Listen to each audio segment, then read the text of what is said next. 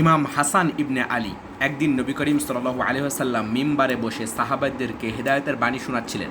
এমন সময় হাসান ও হুসাইন দুই ভাই লালে লাল রঙের পোশাক পরে একবার পরে যায় আবার উঠে, এভাবে নবী করিম সাল্লাল্লাহু আলাইহি সাল্লামের দিকে এগিয়ে এলেন। এ অবস্থা দেখে নবী করিম সাল্লাল্লাহু আলাইহি সাল্লাম দ্রুত মিম্বার থেকে নেমে এগিয়ে গেলেন এবং বললেন, আমি বাচ্চা দুটিকে একবার পড়ে যায় আবার ওঠে এ অবস্থা অবলোকন করে ধৈর্য ধারণ করতে পারলাম না। আমার কথা বন্ধ করতে হলো এবং তাদেরকে কোলে ওঠাতে হলো। হাসান এবং হুসেন রাদিয়াল্লাহু আনহু জান্নাতে ওই সমস্ত লোকদের সর্দার হবেন যারা যৌবনকালে মৃত্যুবরণ করেছে। আবু সাইদ খুদরি রাদিয়াল্লাহু আনহু বর্ণিত, তিনি বলেন, রাসূলুল্লাহ সাল্লাল্লাহু আলাইহি ওয়াসাল্লাম ইরশাদ করেছেন, হাসান এবং হুসাইন রাদিয়াল্লাহু আনহু জান্নাতে যুবকদের সর্দার হবে। আচ্ছা, তিরমিজি আবওয়াবুল মানাকিব বাব মানাকিব আবু মুহাম্মদ আল হাসান ওয়াল হুসাইন। হাসান রাদিয়াল্লাহু আনহু প্রসঙ্গে নবী করিম সাল্লাল্লাহু আলাইহি ওয়াসাল্লাম বলেন, আমার এ সন্তান সাইয়্যেদ নেতা, আল্লাহ তাআলা তার মাধ্যমে মুসলমানদের দুটি বিবাদমান লোকের মধ্যে ফয়সালা দান করবেন। সহিহ বুখারী। ইমান তিরমিজির বর্ণিত হাদিসে রাসূলুল্লাহ সাল্লাল্লাহু আলাইহি ওয়াসাল্লাম ইরশাদ করেছেন, আমার পরিবার পরিজনের মধ্যে হাসান হুসাইন আমার সর্বাধিক প্রিয়। মুসলিম শরীফের হাদিসে নবী করিম সাল্লাল্লাহু আলাইহি ওয়াসাল্লাম ইরশাদ করেন, হে আল্লাহ, আমি হাসানকে ভালোবাসি, কাজেই আপনি তাকে ভালোবাসুন এবং যারা তাকে ভালোবাসে তাদেরকেও ভালোবাসুন। নবী করিম সাল্লাল্লাহু আলাইহি সাল্লামের গুণাবলীর প্রতিফলন। মানবতার পরিপূরক সকল বৈশিষ্ট্য এবং গুণাবলী আল্লাহ তাআলা কেবলমাত্র বিশ্বনবী সাল্লাল্লাহু আলাইহি ওয়াসাল্লামের মধ্যে সন্নিবেশিত করেছেন। এত সব গুণাবলী তার উম্মতের আর কারো মধ্যে একত্রিত করেননি। সিদ্দিক, ওয়ালি, শহীদ, সমস্ত বুজুর্গানে দিন তার গুণাবলী থেকে অংশবিশেষের কিঞ্চিত অধিকারী হয়েছে। সমষ্টিগত গুণাবলীর অধিকারী কেউ হতে পারেনি এবং তা আদৌ কখনো সম্ভব নয়। তাদের মধ্যে যার যতটুকু নবী করিম সাল্লাল্লাহু আলাইহি ওয়াসাল্লামের প্রতি ভালোবাসা, আন্তরিকতা, অনুরাগ ও আনুগত্য ছিল, সে সেই পরিমাণ গুণাবলীর অধিকারী হয়েছেন, এর বেশি নয়। নবী করিম সাল্লাল্লাহু আলাইহি ওয়াসাল্লামের গুণাবলীর অংশীদারিত্ব সূত্রে পরবর্তীকালে বুজুর্গানের দিনের মধ্যে পর্যায়ক্রমে ধারাবাহিকভাবে অব্যাহত রয়েছে এবং থাকবে। তবে কেউ তার সম্পূর্ণ গুণাবলীর এককভাবে অধিকারী হতে পারবে না। আবু বকর সিদ্দিক রাদিয়াল্লাহু আনহুকে বিশ্বনবীর গুণাবলীর সর্বাধিক গুণের অংশের অধিকারী বলা হয়। কাকে? সিদ্দিকে আকবরকে নবী করিম সাল্লাল্লাহু আলাইহি ওয়াসাল্লামের গুণের সর্বাধিক অধিকারী বলা হয়। তিনি নবী করিম সাল্লাল্লাহু আলাইহি ওয়াসাল্লামের পর উম্মতের মধ্যে সর্বশ্রেষ্ঠ ব্যক্তিত্ব, তিনি তা সত্ত্বেও নবীর সমকক্ষ নন, তবে তিনি সিদ্দিকে আকবর। আচ্ছা, আবার কেউ ফারুক, কেউ আমিন, কেউ হাওয়ারি, কেউ সাদিক, কেউ বীরযোদ্ধা এবং কেউ রোম সাম্রাজ্য বিজয়ী। তারা সবাই নবী করিম সাল্লাল্লাহু আলাইহি ওয়াসাল্লামের গুণাবলীর অধিকারী, উত্তরাধিকারী। এ উত্তরাধিকারিত্বের ভিত্তি হচ্ছে অনুকরণ, অনুসরণ এবং অশেষ ভালোবাসা। এর সাথে বংশ এবং নসবের সম্পর্ক যুক্ত হলে তারা যেমনিভাবে বংশ বিচারে বিশ্বনবীর সর্বাধিক নিকটে, তেমনি গুণাবলীর প্রশ্ন এবং স্বভাব চরিত্রের দিক থেকেও বিশ্বনবীর সবচেয়ে বেশি নিকটবর্তী তারাই। এ কারণে আহলে বাইতের সদস্যগণ সর্বতভাবে বিশ্বনবীর সর্বাধিক নিকটতম ব্যক্তিবর্গ। আর তাদের মধ্য থেকে নবী করিম সাল্লাল্লাহু আলাইহি ওয়াসাল্লামের নাতি নাতনি ফাতেমা এবং আলীর সন্তান হাসান ও হুসাইন আরও অধিক নিকটবর্তী। তাই আমরা যখন আহলে বাইতের দুই নক্ষত্র হাসান এবং হুসাইনের জীবনী আলোচনা ও পর্যালোচনা করি, তখন তাদের জীবনে বিশ্বনবী সাল্লাল্লাহু আলাইহি ওয়াসাল্লামের গুণাবলী এবং বৈশিষ্ট্যের অংশ বিশেষ সর্বাধিক প্রস্ফুটিত দেখতে পাই। যারা তাদেরকে চাক্ষুষ দেখেছেন এবং যারা তাদের উত্তম চরিত্র ও শিষ্টাচার প্রসঙ্গে অবহিত, তারা একথা নির্দ্বিধায় বলতে বাধ্য যে আল্লাহু ইয়ালামু হাইসু ইয়াজআলু রিসালাতা, আল্লাহ তাআলা এ সম্পর্কে সুপরিজ্ঞাত যে কাকে স্বীয় রিসালাত দান করতে হবে। সূরা আনআম 124। হাসান এবং হুসাইন রাদিয়াল্লাহু আনহু এর মধ্যে নবী করিম সাল্লাল্লাহু আলাইহি ওয়াসাল্লামের গুণাবলী অধিক মাত্রায় সন্নিবেশিত ছিল, যা অত্যন্ত বাস্তব এবং অনস্বীকার্য। কেবল যার চক্ষু অন্ধ কিংবা যার কলব রোগাক্রান্ত সেই এ ধ্রুব সত্যকে অস্বীকার করতে পারে। ইমাম হাসান রাদিয়াল্লাহু আনহু এর নসবনামা। আবু মুহাম্মদ হাসান ইবনে আলী ইবনে আবি তালেব, তার মাতা হচ্ছেন অতুলনীয় পুতপবিত্রা, নির্মল ও নিষ্কলুষ চরিত্রের অধিকারিণী নবীকন্যা ফাতেমাতুজ জোহরা রাদিয়াল্লাহু আনহু। তাই হাসান রাদিয়াল্লাহু আনহু একদিকে রাসূল করিম সাল্লাল্লাহু আলাইহি ওয়াসাল্লামের নাতি, নারী জগতের নেত্রী ফাতেমা রাদিয়াল্লাহু আনহার আদরের সন্তান, অপরদিকে উম্মুল মুমিনিন খাদিজা রাদিয়াল্লাহু আনহা এর কন্যার সন্তান। হাসান রাদিয়াল্লাহু আনহু নবীজির বাগানের এক সুগন্ধিযুক্ত ফুল, জ্ঞানে গুণে সর্বদিক দিয়ে নবী সদৃশ। হাসান রাদিয়াল্লাহু আনহু জান্নাতে যুবকদের সর্দার এবং নবীর চাদরে পরিবেষ্টিত আহলে বাইতের 5 জনের অন্যতম। জন্ম হিজরি 15 রমজান 1 এপ্রিল 625 খ্রিস্টাব্দে মদিনায় জন্মগ্রহণ করেন। আলী রাদিয়াল্লাহু আনহু তার প্রথমে তার নাম রেখেছিলেন কি? হারব। পরবর্তীতে রাসূল সাল্লাল্লাহু আলাইহি ওয়াসাল্লাম তার নাম পরিবর্তন করে রাখেন হাসান। আনাস বলেন, হাসান ব্যতীত রাসূল সাল্লাল্লাহু আলাইহি ওয়াসাল্লামের আকৃতিতে এত অধিক সাদৃশ্য আর কারো ছিল না। ভূমিষ্ঠ হওয়ার পূর্বেই স্বপ্নযোগে তার জন্মের সুসংবাদ চারিদিকে ছড়িয়ে পড়ে। ঐতিহাসিকগণ লিখেছেন, উম্মুল মুমিনিন মাইমুনা রাদিয়াল্লাহু আনহুয়ের বোন উম্মুল ফজল লুবাবা বিনতুল হারিস হিলালিয়া, যিনি আব্বাস রাদিয়াল্লাহু আনহুর স্ত্রী এবং খাদিজা রাদিয়াল্লাহু আনহু এরপর দ্বিতীয় ইসলাম গ্রহণকারী নারী। তাহলে কে? লুবাবা বিনতে হারিস হচ্ছে দ্বিতীয় ইসলাম গ্রহণকারী নারী। তিনি নবী করিম সাল্লাল্লাহু আলাইহি সাল্লামের দরবারে স্বীয় স্বপ্ন ব্যাখ্যা করেন যে হে আল্লাহর রাসূল, আমার ঘরে আপনার শরীরের এক টুকরা স্বপ্ন জগে দেখতে পাই। নবী করিম সাল্লাল্লাহু আলাইহি সাল্লাম বললেন, উত্তমই দেখেছ, ফাতেমার গর্ভে ছেলে সন্তান জন্মলাভ করবে, তুমি তাকে দুধ পান করাবে।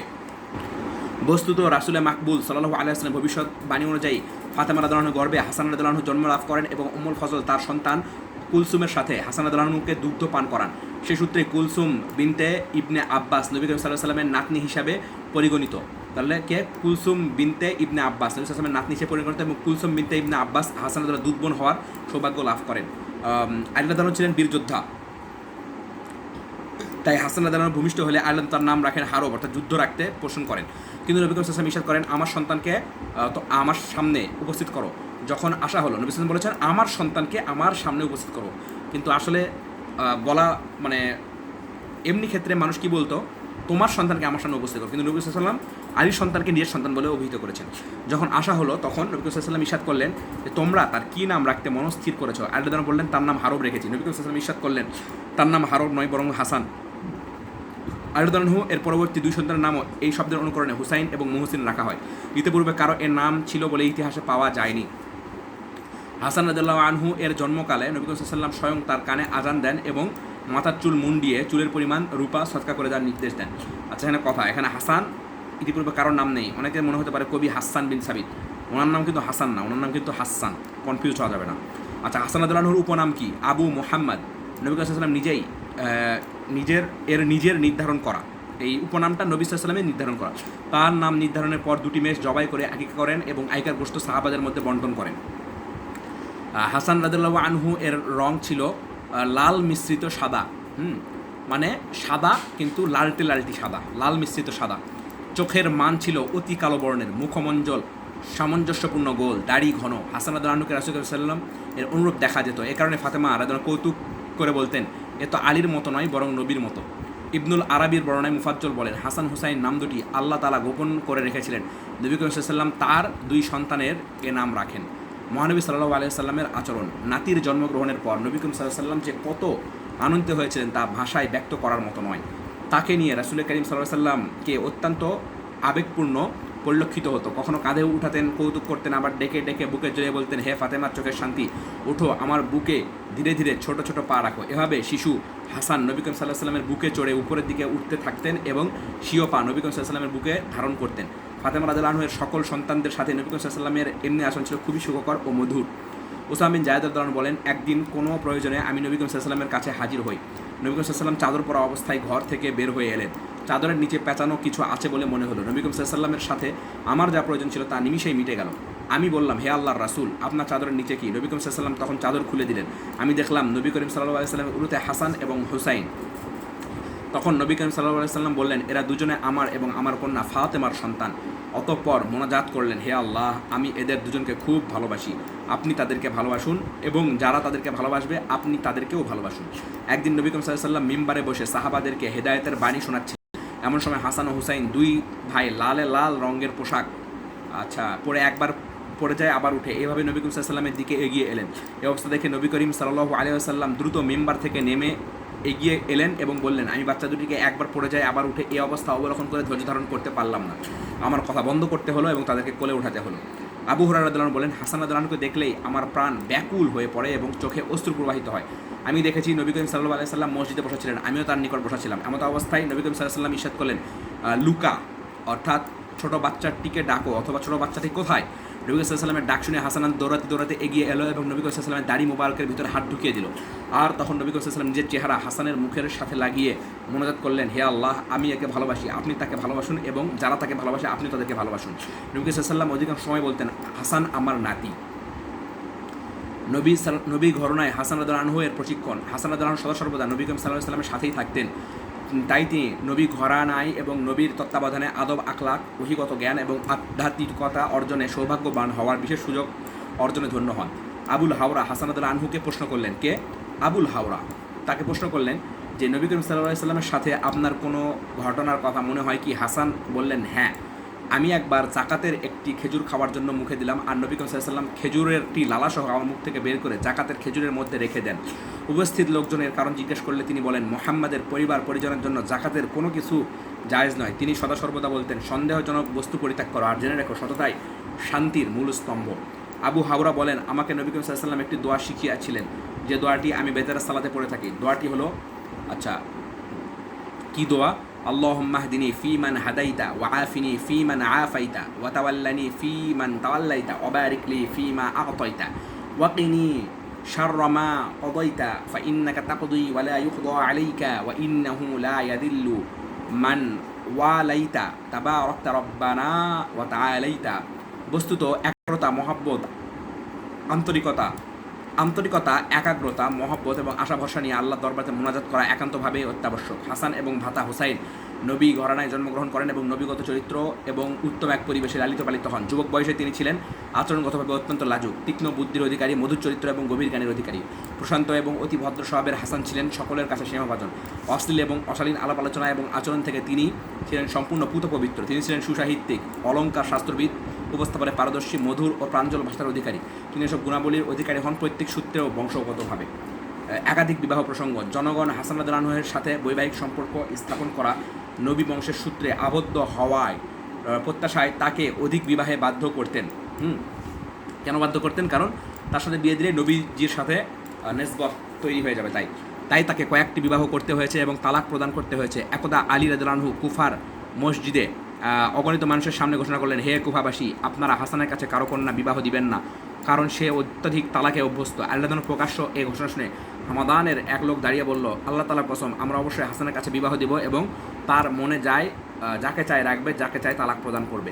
হাসান রাদিয়াল্লাহু আনহু বিশেষত্ব। হাসান রাদিয়াল্লাহু আনহু ছিলেন অত্যন্ত লাজুক স্বভাবের, নম্র ভদ্র মানুষ। কোনোদিন তিনি নিজের বড়ত্বের দাবি করতেন না। ঝগড়া বিবাদ ও তর্কবাজি করা স্বভাব তার মধ্যে ছিল না। কোনোদিন কোনো বিষয়ে তাকে আদালতে হাজির হতে হয়নি। আচ্ছা, আদালতে হাজিরের ব্যাপারটা যেহেতু বর্তমান সিচুয়েশন, তাহলে হাসান রাদিয়াল্লাহু আনহুকে কোনোদিন আদালতে হাজির হতে হয়নি। তার কথা এবং কাজ ছিল অপূর্ব মিল। যা বলতেন, উপদেশ দিতেন, তা নিজেও আমল করতেন। আত্মীয় স্বজন, ভাই বন্ধুদের বিষয়ে অত্যন্ত সচেতন ছিলেন, উদাসীন ছিলেন না। নিজের অধিকারকে কখনো প্রাধান্য দিতেন না। ভুল ত্রুটির কারণে কেউ ওজোর আপত্তি করলে মহান উদারতায় পরিচয় দিতেন। ভর্ৎসনা, তিরস্কার করার স্বভাব তার মধ্যে ছিল না। কোনো কঠিন বিষয়ে সঠিক তথ্য নিরূপণের সমস্যার সৃষ্টি হলে তিনি অতি গভীরভাবে সে বিষয়ে মনোনিবেশ করতেন এবং কবিত্বের তাড়নামুক্ত হয়ে সমাধানের চিন্তা করতেন। অন্তরের ভুল চাহিদার আনুগত্য করতেন না, যথাসম্ভব হকের সমর্থন করতেন। বুখারী শরীফের বর্ণনায় আবু বকর সিদ্দিক রাদিয়াল্লাহু আনহু বলেন, আমি দেখি নবী করিম সাল্লাল্লাহু আলাইহি ওয়াসাল্লামের সাথে হাসান মিম্বরে উপবিষ্ট। সে একবার মানুষের দিকে তাকায়, আর একবার নবী করিম সাল্লাল্লাহু আলাইহি ওয়াসাল্লামের দিকে তাকায়, আর একবার নবী করিম সাল্লাল্লাহু আলাইহি ওয়াসাল্লাম ইরশাদ করেন, আমার এই সন্তান সাইয়্যেদ, আল্লাহ তাআলা তার দ্বারা মুসলমানদের বিবাদমান দুটি বড় দলের মধ্যে ফায়সালা করে দান করবেন। গভীরভাবে চিন্তা করলে এটাই প্রতীয়মান হয় হাসান রাদিয়াল্লাহু আনহু এর বিশেষত্বের জন্য এই একটি হাদিসই যথেষ্ট। হাসান এবং হুসাইনের মধ্যে সাহিত্য, গভীর চিন্তা, বিচার বিবেচনা, ধৈর্য, সহনশীলতা, উদারতা, আর তার মাতা পিতা এবং দাদাজান থেকে উত্তরাধিকারী সূত্রে প্রাপ্তি লাভ করেন। ইলমে কোরআন এবং পবিত্র কোরআনের তত্ত্বজ্ঞানে তিনি স্বীয় পিতার উপযুক্ত স্থলাভিষিক্ত হন। সমকালীন সাহাবায়ে কেরাম এবং অন্যান্যদের থেকেও তিনি প্রচুর জ্ঞান আহরণে সক্ষম হন।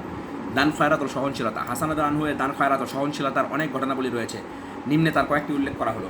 একদিন হাসান রাদিয়াল্লাহু আনহু এক ব্যক্তির মোনাজাতে শুনতে পান যে সে আল্লাহ তাআলার কাছে 10,000 দিরহাম প্রার্থনা করছে। কত দিরহাম? 10,000 দিরহাম। তৎক্ষণাৎ তিনি বাসা থেকে ফিরে এলেন এবং ওই ব্যক্তির জন্য 10,000 দিরহাম প্রেরণ করলেন। এক লোক হাসান রাদিয়াল্লাহু আনহুর কাছে কিছু টাকা সদকা চাইলে তিনি অত্যন্ত লজ্জিত হয়ে পড়েন, কারণ তখন তার দেওয়ার মতো কিছু ছিল না। তিনি লোকটিকে বললেন, আমি কি তোমাকে একটি পরামর্শ দিব কি, যে পরামর্শ যে কাজ করে তোমার লক্ষ্য পূরণ হবে? লোকটি হ্যাঁ বলে জবাব দিলে তিনি বললেন, তুমি খলিফার কাছে যাও, তার স্নেহের কন্যার মৃত্যুতে সে অত্যন্ত ব্যথা বিহ্বল অবস্থায় আছে এবং জনগণের সাথে সম্পর্ক ছিন্ন করে রেখেছে। এখনও সে যথাযথ শোকবার্তা পায়, তুমি তাকে এই শোকবার্তা পৌঁছে দাও। আলহামদুলিল্লাহিল্লাযী সাতারাহা বিজুলুসিকা আলা কবরিহা ওয়া মা হাতাকাহা বিজুলুসিকা আলা কবরিহা। লোকটি খলিফাকে সংবাদ জানালে খলিফা অত্যন্ত আনন্দিত হন এবং তার সমস্ত দুশ্চিন্তা ও দুঃখ দূর হয়ে যায়। খলিফা খুশি হয়ে তাকে পুরস্কৃত করেন। খলিফা প্রশ্ন করলেন, এ শোক সংবাদ কি তোমার? লোকটি বলল, জি না, সংবাদটি আমার নয়, বরং হাসান রাদিয়াল্লাহু আনহু আমাকে শিক্ষা দিয়েছেন। খলিফা বললেন, তুমি সঠিকই বলেছ, সে তো ভাষায় পণ্ডিত। অতঃপর দ্বিতীয়বার পুরস্কৃত করলেন।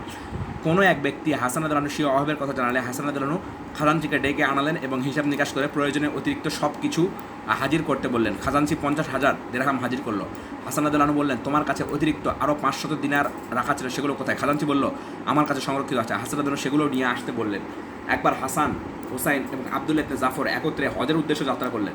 রাস্তায় যাবতীয় মালপত্র হারিয়ে যাওয়ায় তারা অত্যন্ত বিপদের সম্মুখীন হন এবং ক্ষুধা পিপাসায় দুর্বল হয়ে পড়েন। এমত অবস্থায় একটি তাঁবু দেখতে পেয়ে তারা এদিকে গেলেন। তারপরে ছিল এক বৃদ্ধা নারী। হাসান রাদিয়াল্লাহু আনহু বৃদ্ধা নারীকে বললেন, আমরা পিপাসায় অত্যন্ত কাতর হয়ে পড়েছি, আপনার কাছে পান করার মতো কোনো কিছু আছে কি?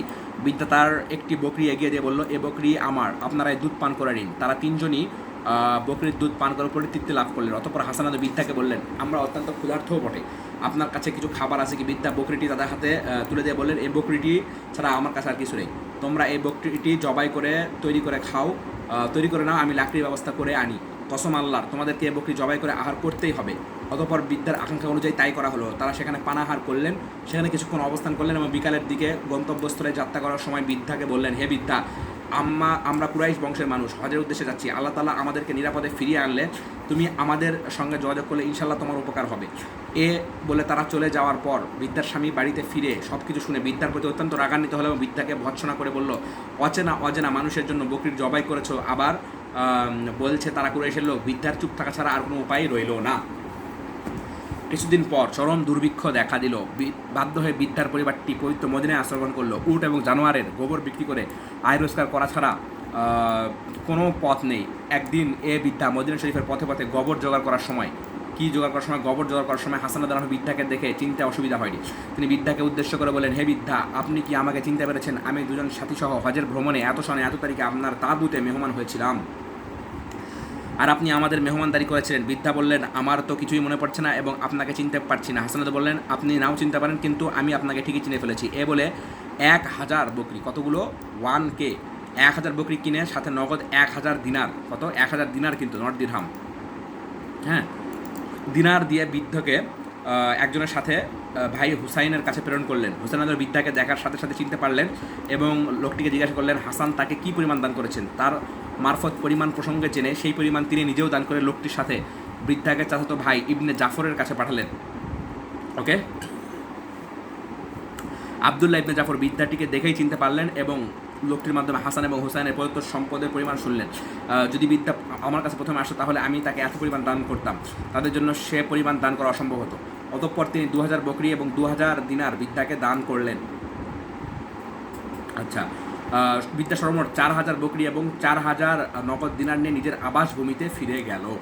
আচ্ছা, একবার জনসাধারণ হাসান রাদিয়াল্লাহু আনহুকে প্রশ্ন করলো, অভাব অনটনের অবস্থাতে আপনি কোনো প্রার্থনাকারীকে ফিরিয়ে দেন না কেন? তিনি জবাবে বললেন, যেহেতু আমি সবসময় আল্লাহর কাছে প্রার্থনা করে থাকি এবং পাওয়ার আশা রাখি, তার বিমুখ হওয়াকে লজ্জা মনে করি, তাই কাউকে ফেরাতে আমার ভীষণ লজ্জা বোধ হয়। আল্লাহ তাআলা আমাকে দান খয়রাতে অভ্যস্ত করেছেন, তিনি আমাকে অফুরন্ত নিয়ামত দানে অভ্যস্ত,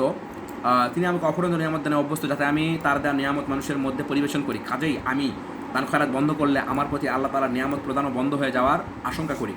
অতঃপর তিনি একটি কবিতা আবৃত্তি করলেন, যার অর্থ নিম্নরূপ: যদি আমার কাছে কোনো ভিক্ষুক আসে তাহলে আমি তাকে মারহাবা বলে স্বাগত জানাই এবং তার প্রতি দয়ার হাত বাড়াতে নিজের উপর অপরিহার্য মনে করি। কোনো ভিক্ষুকের বরকতে সকলের উপর বরকত এবং ফজিলত অপরিহার্য হয়। ভিক্ষুকের প্রার্থনার সময়টি একজন যুবকের জন্য তার জীবনের সর্বোত্তম সময়। সন্তানাদি, ইতিপূর্বে আমরা উল্লেখ করেছি তিনি বহু বিবাহে অভ্যস্ত ছিলেন এবং তার কারণে বর্ণনা করেছি তার সর্বমোট সন্তান ছিল 11 জন। তার মধ্যে জায়েদ, হাসান ইবনে হাসান, কাসিম, আবু বকর, আবদুল্লাহ, এই 5 জন স্বীয় চাচা হুসাইন রাদিয়াল্লাহু আনহুর সাথে যুদ্ধে শরীক হন। আচ্ছা, 5 জন শরীক হন এবং শহীদ হন। অবশ্যই 6 জন হচ্ছেন আমর, আব্দুর রহমান, হুসাইন ইবনে হাসান, হ্যাঁ, মোহাম্মদ, ইয়াকুব এবং ইসমাইল। ওকে, তাহলে তার ছেলে হুসাইন কিন্তু শহীদ হয়নি, কিন্তু হাসান কিন্তু শহীদ হয়েছিল। হাসান রাদিয়াল্লাহু আনহু বহু বিবাহ করার কারণ যৌনকামিতা এবং যৌবনের তাড়না ছিল না। এর কারণ ইতিপূর্বেই স্পষ্টভাবে বর্ণনা করা হয়েছে। বলা হয়েছে যে তিনি ছিলেন রাসূলের কন্যা ফাতেমা রাদিয়াল্লাহু আনহা এর সন্তান। তিনি ছিলেন নবীর নাতি, বিশ্ব নবীর চরিত্রের সদৃশ এবং নমুনা, মুসলিম জাতি বিশেষত কুরাইশদের স্মরণীয় নিদর্শন। তার সাথে বৈবাহিক সম্পর্ক স্থাপনের জন্য সকল মানুষ আকাঙ্ক্ষা প্রকাশ করত। তাদের আশঙ্কা ছিল তার সাথে বিবাহ সম্পর্ক স্থাপনের মাধ্যমে নবী পরিবার এবং আহলে বাইতের সাথে বংশসূত্র লাভ করা যায়। নচেত তার দুনিয়া বিরাগের দৃষ্টান্ত ইতিহাস অম্লান হয়ে রয়েছে। তার সফরসাথী বা চলার পথে আরোহী গ্রহণ করতেন এবং তিনি পায়ে হেঁটে চলতেন। তার সফরসাথী বা চলার পথে আরোহী গ্রহণ করতেন এবং তিনি পায়ে হেঁটে চলতেন। আদর্শের মূর্তপ্রতীক, তিনি 15 থেকে 20টি হজরত পালন করেন। তিনি বলেন, পায়ে হেঁটে কাবা ঘর জিয়ারত না করে তার দরবারে উপস্থিত হতে লজ্জাবোধ হয়। তিনি সর্বদা সিয়াম সাধনা এবং সারারাত নফল সালাত আদায়ে অভ্যস্ত ছিলেন। আল্লাহ দিন পয়সার জন্য সমস্ত সম্পদ খরচ করতে কুণ্ঠাবোধ করতেন না। ইবাদত, মুজাহাদা, দান খয়রাত, সমবেদনা, বাহাদুরিতে তিনি ছিলেন আদর্শ এবং মূর্ত প্রতীক। যুদ্ধের ময়দানে তার অসীম সাহসী ভূমিকার ঘটনাবলী মুসলিম ইতিহাসকে সমৃদ্ধ করে রেখেছে। বীরত্ব, সাহসিকতা, উসমান গনি রাদিয়াল্লাহু আনহু এর নিরাপত্তার তাকিদে বিদ্রোহী বাহিনী এবং খারজিদেরকে প্রতিহতকরণের জন্য হাসান রাদিয়াল্লাহু আপন ভাই হুসাইন এবং তদীয় গোলামকে নিয়ে পাহারাদারের দায়িত্ব পালন করেছেন এবং দুঃসাহসী ভূমিকা গ্রহণ করেছেন, তা ইতিহাসে চিরস্মরণীয় হয়ে থাকবে। সেদিন শত্রু বাহিনী সর্বশক্তি প্রয়োগ করে এই ব্যর্থ হয়েছিল এবং তাদের অগোচরে বাড়ির দেওয়াল টপকিয়ে তাদেরকে ভেতরে বাড়িতে পৌঁছাতে হয়েছিল। ওসমান গনি রাদিয়াল্লাহু আনহু শাহাদাতের ফিতনা প্রসঙ্গে হাসান রাদিয়াল্লাহু আনহু স্বতন্ত্র এবং নিজস্ব অভিমত ছিল। তিনি তার শ্রদ্ধেয় পিতাকে কিছু লোকদের থেকে সম্পূর্ণ পৃথক থাকার পরামর্শ দেন এবং বরং ফিতনার অবসান হওয়া না পর্যন্ত মদিনায় অবস্থান ত্যাগ করে ইয়াম্বুতে অবস্থানের পরামর্শ দেন। আচ্ছা, তাহলে ওসমান গনি রাদিয়াল্লাহু আনহু শাহাদাতের ফিতনা প্রসঙ্গে হাসান রাদিয়াল্লাহু আনহু নিজস্ব এবং স্বতন্ত্র অভিমত ছিল। তিনি তার শ্রদ্ধেয় পিতাকে কিছু লোকদের থেকে সম্পূর্ণ পৃথক থাকার পরামর্শ দেন, মানে তার পিতা আলীকে বরং ফিতনার অবস্থান না হওয়া পর্যন্ত মদিনায় অবস্থান ত্যাগ করে ইয়াম্বুতে অবস্থানের পরামর্শ দেন। এমনিভাবে ওসমান গনি রাদিয়াল্লাহু আনহু শাহাদাতের পর সুষ্ঠু পরিবেশ সৃষ্টি না হওয়া পর্যন্ত তিনি পিতাকে খেলাফতের দায়িত্ব থেকে অব্যাহতি দিয়ে অন্যদের প্রতি অর্পণ করা এবং নিজের পক্ষে বায়াত গ্রহণ না করার পরামর্শ দেন। তার পরামর্শ উপেক্ষিত হওয়ার কারণে তিনি পিতার সাথে রূঢ় আচরণে লিপ্ত হননি, বরং পিতার সাহচর্য অবলম্বন করেন এবং পিতার সাথে সকল যুদ্ধে অংশগ্রহণ করেন। হ্যাঁ, ইরাকের অভিযানে পিতাকে বসা অবস্থায় দেখে চরমভাবে অস্থিসুক্ত হয়ে দুর্বল হয়ে পড়েছিলেন। কোথাকার অভিযানে? ইরাকের, নট ইরান, ইরাকের। ওকে। মুয়াবিয়া রাদিয়াল্লাহু আনহুর সন্ধি স্থাপন। আলী রাদিয়াল্লাহু আনহু শাহাদাতের ঘটনা সংঘটিত হয়। মুসলিম জাতি স্বতঃস্ফূর্তভাবে হাসান রাদিয়াল্লাহু আনহুর বায়াত গ্রহণ করে তাই খলিফা নির্বাচন করে নেয়, কিন্তু এক শ্রেণীর বিদ্রোহী তৎপরতা তাকে ভালোভাবে আঁচ করে নেন। তিনি ভালোভাবে আঁচ করে নেন। এমত অবস্থায় কুফাবাসীগণ অবশ্য বিদ্রোহ দমনের প্রয়োজনে তাকে যুদ্ধের পূর্বাভাসও দেয়, কিন্তু কুফাবাসীদের সাথে আভ্যন্তরীণ দ্বন্দ্ব এবং মতানৈক্য, তদুপরি পিতা আলী রাদিয়াল্লাহু আনহুর সাথে তাদের আচরণের প্রসঙ্গটি হাসান রাদিয়াল্লাহু আনহুর সম্মুখে সুস্পষ্ট ছিল।